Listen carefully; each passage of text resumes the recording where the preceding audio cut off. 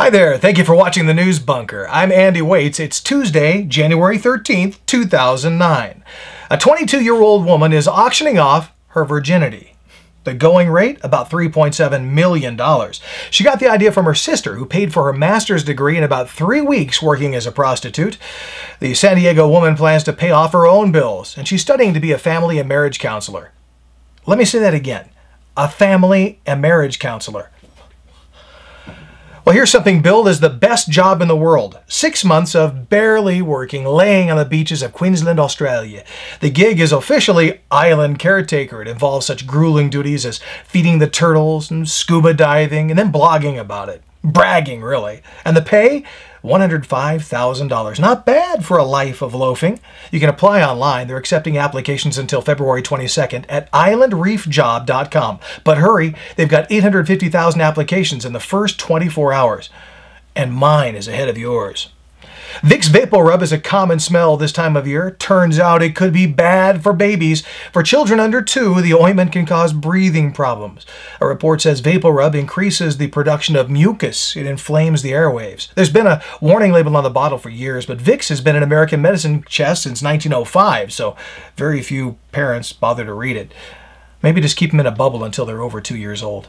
Obama's inauguration is 1 week from today. Already there are threats of a lawsuit over the number of porta-potties available. 5,000 have been ordered, although something like 1 million people may storm the mall for the big show. The Georgetown professor who threatened the suit calls it grossly inadequate. Well, it is adequately gross.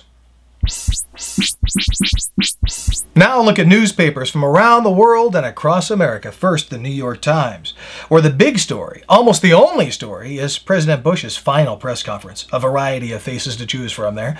There's a column on Obama's plan to close Guantanamo, with the order scheduled for the day after inauguration. No word on what to do with the 200 or so dangerous terrorists there. You know, if they're inside the United States, they have a whole different set of rights.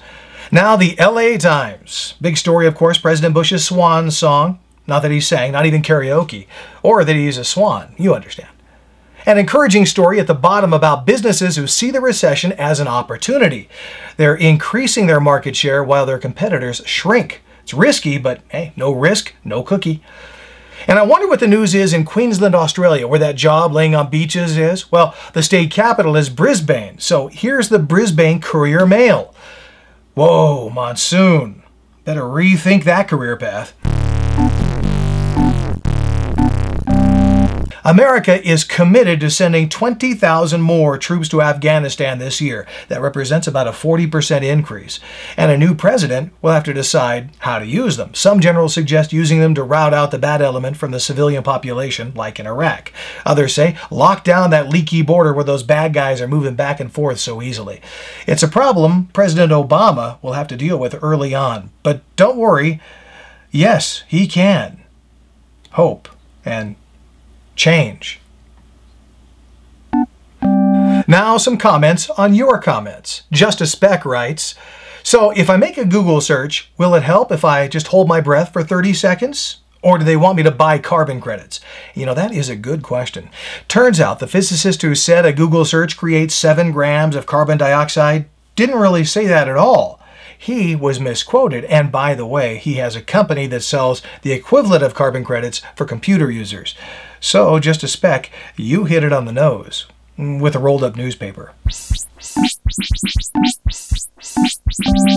And finally, the Pearl of Wisdom. Johnny Cash performed his famous concert in Folsom Prison 41 years ago today. Johnny was more than a singer and a performer. He was a true poet, able to make an imprint on the human heart. And he scaled the lofty heights of stardom. He knew success. Johnny Cash said, "Success is having to worry about every damn thing in the world, except money." Well, that's it from the News Bunker. There's more news tomorrow. And this is a two-way deal, so I would really appreciate your comments. Good, bad, or indifferent. Just write them below. If you click the yellow subscribe button, all your dreams will come true. Check back in Monday through Friday for more reports from the News Bunker. I'm Andy Waits. Hey, thank you for watching.